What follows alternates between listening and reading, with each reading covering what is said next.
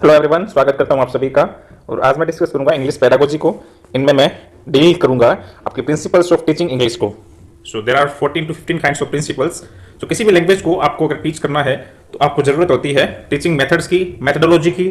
So start करते हैं। हम सबसे पहले बेसिक से स्टार्ट कर देंगे कि इसकी लैंग्वेज का मीनिंग क्या होता है, लैंग्वेज की हमें जरूरत क्यों पड़ती है। Then we will discuss with the principles of teaching of any language. So we will discuss with the only language English. So English अपने आप में क्या है? सबसे पहले English आपने कहा सर लैंग्वेज है। So what is the meaning of language? Language is a medium in which we can express our thoughts, ideas and so on. So language क्या है? एक मीडियम है through which we can express our ideas. हम अपने विचारों को express कर सकते हैं। So मैं आपके सामने सारी बातों को कन्वे कर पा रहा हूँ। तो ये ऐसा कौन सा मीडियम है जिसके द्वारा मैं अपनी बातों को आपके सामने कन्वे कर पा रहा हूं? तो वो क्या है? लैंग्वेज है basically. So to teach language is somehow a difficult task as it basically conditioned by the nature of the subjects. The primary function of the language is communication. जो प्राइमरी इसका फंक्शन होता है वो होता है communication, self expression and thinking. A language is a social act and mean of the adjustment to control over the other people. तो language basically आपका जो वर्ड है वो लिंग्वा वर्ड से बना है, और लिंग्वा जो वर्ड है वो आपका एक लैटिन वर्ड है और इसका मतलब होता है टंग। सो लैंग्वेज जो वर्ड आपका लिंग्वा से बना है, लिंग्वा क्या है? लैटिन वर्ड है, इसका मतलब क्या होता है? टंग होता है। Next the principle of sound priority. The sounds of English should receive priority. अब इसमें क्या है? आप बच्चे को कुछ भी सिखा रहे हैं उसमें साउंड को प्रायोरिटी दी जानी चाहिए, क्योंकि बच्चा लिसन करेगा उसके बाद में स्पीक करेगा। सो ओरल अप्रोच है आपकी, आप इसे प्रिंसिपल ऑफ साउंड प्रायोरिटी कहें या ऐसे भी आ सकता है एग्जामिनेशन में ओरल अप्रोच। सबसे पहले वो लिसन करेगा, उसके बाद में वो स्पीक करेगा। तो sound should be given there due place in the scheme of teaching. Sound should not be presented in isolation. आप साउंड को आइसोलेशन में नहीं सिखाएंगे। And should appear with the proper expressions. उसको प्रॉपर एक्सप्रेशंस में सिखाएंगे। A native speaker should speak sentences with the intonation and rhythm. अब इसका क्या मतलब है? इंग्लिश में जो भी सेंटेंसेस आप सिखाओगे उसको, उसकी एक प्रॉपर इंटोनेशन होती है। एक इंटोनेशन का मतलब एक राइजिंग और एक फॉलिंग। जैसे आप कोई भी डायलॉग बोलते हैं, बसंती नाच, अब बसंती बोलती है मैं नहीं नाचूंगी, अब इसमें जो चीज मिस है वो क्या है? प्रॉपर इंटोनेशन नहीं है। इंटोनेशन के बिना आप कोई भी सॉन्ग या कोई भी आप डायलॉग बोलते हैं तो वो फीका पड़ जाता है। एंड रिदम, तो स्पीकिंग पे आप फोकस करेंगे। A child learns to speak his mother tongue before reading or writing it. This principle should be adopted in the learning and teaching a second or a foreign language. सबसे पहले आपको उसको listen करवाएंगे, उसके बाद में उसको स्पीक करवाएंगे। Next the principle of presenting language in basic sentence pattern. सबसे पहले आप उसको बेसिक सेंटेंसेस को बताएंगे, उसके बाद सिंपल टू कॉम्प्लेक्स जितने भी आपके 275 स्ट्रक्चर है उसको आपको फॉलो करवाएंगे। सबसे पहले सब्जेक्ट वर्ब एग्रीमेंट है, ऐसे कुछ सेंटेंसेस उसको सिखाएंगे, जैसे I like X, she sees her sister, he is reading a book. उसके बाद में सिंपल टू कॉम्प्लेक्स उसको समझाएंगे। From small utterance the students can easily pass on to longer sentences. In the case of learning mother tongue, the student's memory span can retain much longer sentences than those of a foreign language. The facility thus gained in the foreign language enables the learners to expand the grasp of the language material in respect to sounds and vocabulary. Next है natural order of learning, और ये आपका very important है। इसमें क्या है? Listening, speaking, reading and writing, ये आपका प्रॉपर ऑर्डर है सिखाने का। सबसे पहले उसको आप लिसन करवाएंगे, speak, then reading, then writing. और आपसे ये पूछा जाए कि आप कौन से मैनर में इस चीज को सिखाएंगे, तो आप इसे इंटीग्रेटेड मैनर में सिखाएंगे। इंटीग्रेटेड मैनर में, कौन से मैनर में? इंटीग्रेटेड मैनर में। और इनका क्रम ये होना चाहिए, लिसनिंग, स्पीकिंग, रीडिंग, राइटिंग। इसका मतलब ये नहीं है कि आप उसको लिसनिंग करवाएंगे, स्पीकिंग करवाएंगे। इसका मतलब ये है कि आपका ऑर्डर यही होना चाहिए, listening, speaking, reading and writing, और इंटीग्रेटेड मैनर में इसको सिखाएंगे। सो LSRW is a natural order of learning. A learner should learn in this method. In this order, a child learns his or her mother tongue without any formal instruction. So this natural order of learning should be considered while teaching English. So इसमें आपकी reading और listening है, ही आपकी primary skills बोल सकते हैं। आप इसे प्राइमरी स्किल्स, रीडिंग और लिसनिंग, इसे आप प्राइमरी स्किल बोल सकते हैं, या आप इसे रिसेप्टिव स्किल बोल सकते हैं। रिसेप्टिव जो नेचुरल तरीके से आप सीखते हैं, रीडिंग, लिसनिंग, इसमें आप कोई एफर्ट नहीं लगाते अपनी तरफ से। राइटिंग और स्पीकिंग, इसे आप प्रोडक्टिव स्किल बोलते हैं, प्रोडक्टिव, क्योंकि इसमें आप अपनी तरफ से कुछ एफर्ट लगा रहे हैं, प्रोडक्टिव। या इसे आप रीइंफोर्समेंट स्किल बोल सकते हैं, या फिर इसे आप सेकेंडरी स्किल्स बोल सकते हैं, प्रोडक्टिव, कुछ भी। नेक्स्ट है the principle of control vocabulary. Vocabulary should be kept under control. Vocabulary should be taught and practiced only in the context of real situations. In this way, meaning will be clarified and reinforced. इसका मतलब क्या है? जैसे आपको किसी बच्चे को yellow की स्पेलिंग सिखानी है, तो येलो के साथ में आप उसको लेमन की स्पेलिंग सिखा देंगे, उसके साथ में आपको सन की स्पेलिंग उसको सिखा देंगे, यानी कोरिलेट करके बच्चों को रियल लाइफ सिचुएशंस के हिसाब से आप काफी ज्यादा वोकेबलरी इसके साथ में सिखा देंगे, सनफ्लावर सिखा देंगे, इस टाइप से आप कोरिलेट करेंगे। नेक्स्ट है, one objective of teaching English is to increase the vocabulary of students. These are two kinds of vocabulary, one is passive, other is active. Passive कौन सी होती है? Those word which is recognised and understood but never used in speaking and writing formula, this type of vocabulary. तो passive क्या होती है? जो आप कभी कभी यूज करते हैं अपनी लाइफ में, कभी कभी।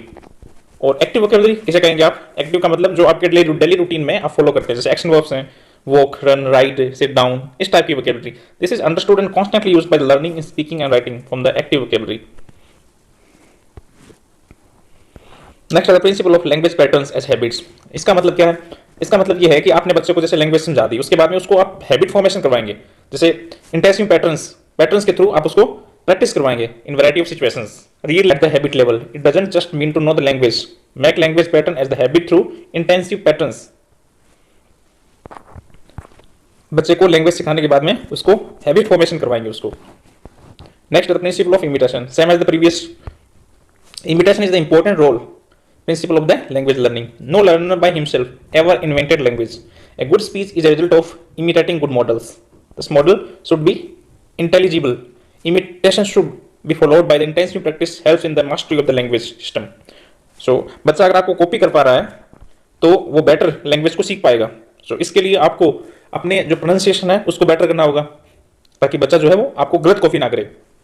तो ऐसा कहा जाता है कि अगर टीचर को टीचिंग मेथड्स नहीं आते हैं देन नो इश्यू। अगर आपको अपने सब्जेक्ट की नॉलेज, फुल नॉलेज नहीं है देन नो इश्यू, पर आपकी जो प्रॉपर प्रोनाउंसिएशन वो बेटर नहीं है तो फिर इश्यू है। Practice and drill, language learning is a habit formation process, for this purpose sufficient practice and drill is needed. तो ये सारे के सारे प्रिंसिपल हैं वो आपस में कोरिलेटेड है। Language learning is required by the practice and habit formation, so great stress should be laid on the practice, the design text for the sufficient practice. Next है the principle of selection and gradation. अब ये very very important है।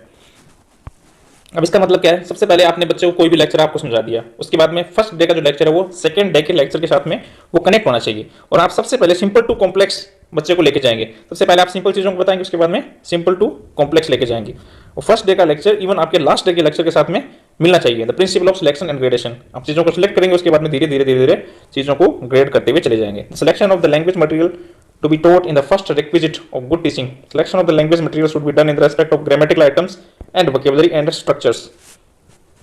So इसमें कुछ basic आपके दायरे होते हैं। Selection of the language item should be involve, इसमें क्या इन्वॉल्व होनी चाहिए?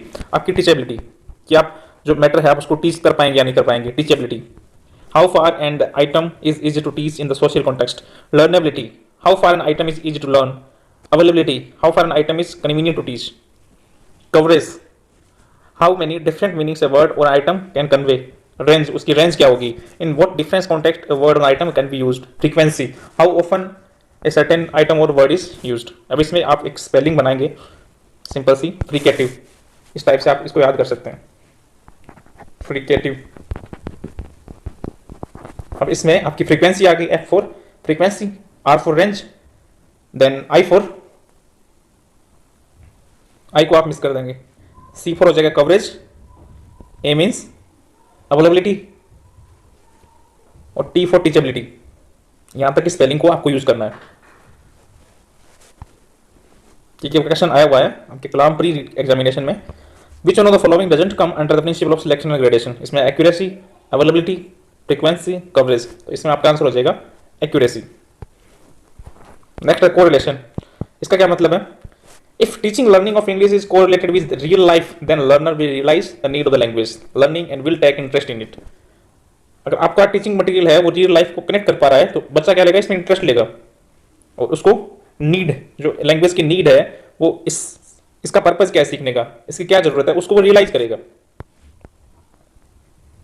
क्या है उसमें आपको लैंग्वेज की जरूरत पड़ती है, किसी भी चीज को इंटरेक्ट करना है, कम्युनिकेट करना है, हर चीज में हर जगह आपकी लैंग्वेज है। इवन अदर सब्जेक्ट को आपको पढ़ना है उसमें भी आपको लैंग्वेज की हेल्प लेनी पड़ती है। Accuracy and fluency, accuracy and fluency.